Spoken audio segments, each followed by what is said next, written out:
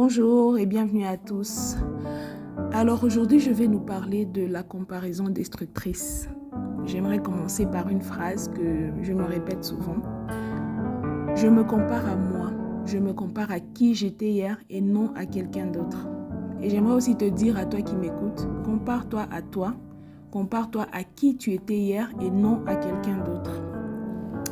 Étant donné qu'on a tendance à se comparer aux gens autour de nous, il faut savoir que la comparaison affecte le cœur.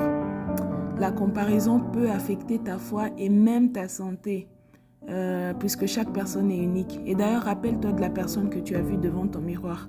Rappelle-toi que c'était toi et toi seul. Moi aussi, je me rappelle, c'était mon propre reflet.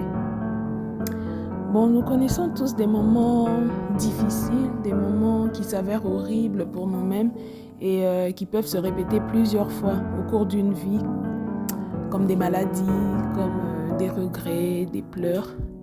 Mais il y a aussi ces moments de réjouissance, ces moments de bonheur parfait, surtout lorsqu'on a atteint nos objectifs de la vie. Alors, ces deux expériences, c'est ce qui fait le parcours de vie de chaque être humain. Et c'est la raison pour laquelle on n'a pas besoin de se comparer les uns aux autres, car chacun a son expérience. Alors, nous savons aussi que la vie n'a pas commencé aujourd'hui, non ? Il y a l'époque de nos parents, il y avait l'époque de nos grands-parents, même avant nos grands-parents, il y avait nos ancêtres, peut-être. Et même avant eux, il y avait d'autres personnes. Et comme je le disais, chaque personne avait son expérience de vie personnelle. Moi, en tant que croyante, en tant que chrétienne, comme j'aime bien le dire, je tire beaucoup d'encouragement de la Bible. Et d'ailleurs, si toi aussi tu lis la Bible, tu sauras que j'ai raison. Donc, on va appuyer tout ça par un verset encourageant qui nous rappelle d'ailleurs plusieurs choses. Et on va lire le livre de Galates au chapitre 6, versets 4 et 5 qui dit que chacun examine ses propres œuvres et alors il aura sujet de se glorifier pour lui seul et non par rapport à autrui, car chacun portera son propre fardeau. Retenons aussi que notre Créateur, notre Dieu, ne nous compare lui-même à personne. Il ne nous compare à qui que ce soit. Parce que notre Dieu aime la diversité et on l'a vu, on le voit dans sa création. Par exemple, il y a des noirs, il y a des blancs, il y a des courts, il y a des grands et tant d'autres. C'est parce qu'il a un plan individuel pour tout un chacun. Le plus dangereux, c'est lorsqu'on regarde le plus que moi chez l'autre ou le moins que moi chez l'autre par rapport à nous-mêmes. Et c'est ça la comparaison qui crée des frustrations.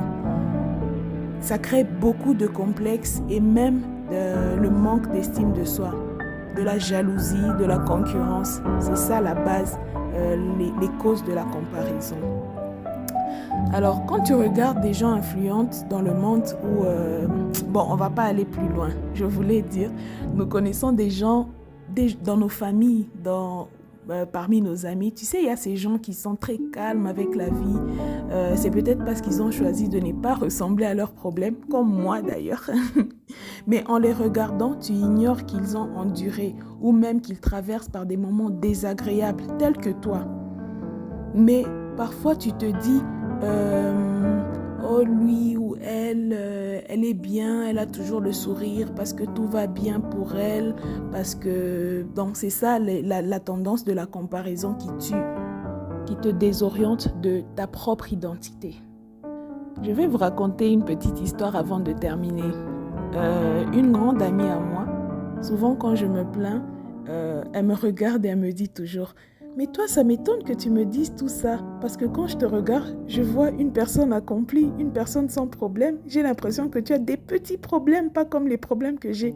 Et moi aussi, c'est la même chose. Quand je la regarde, je la trouve tellement forte, tellement courageuse, et je n'ose pas imaginer qu'elle a des problèmes, ce genre de problèmes qu'elle me raconte, ou des situations compliquées qu'elle rencontre dans sa vie. Alors, c'est pour nous dire que chacun a sa valeur. Comme je disais, une personne ne peut avoir deux identités. Chacun a sa propre identité. Donc, que tu sois connu, que tu ne sois pas connu, chacun est le témoin direct de sa propre vie. Donc, tu es le témoin direct de tes propres combats et de tes propres victoires, même si personne ne le sait. Si comme moi, toi aussi tu y crois, sache que Jésus-Christ a déjà accompli sa mission pour tout un chacun. Alors active ta foi, car c'est à chacun de se lever afin de marcher dans sa vraie identité. Merci à toi de m'avoir suivi et à la prochaine.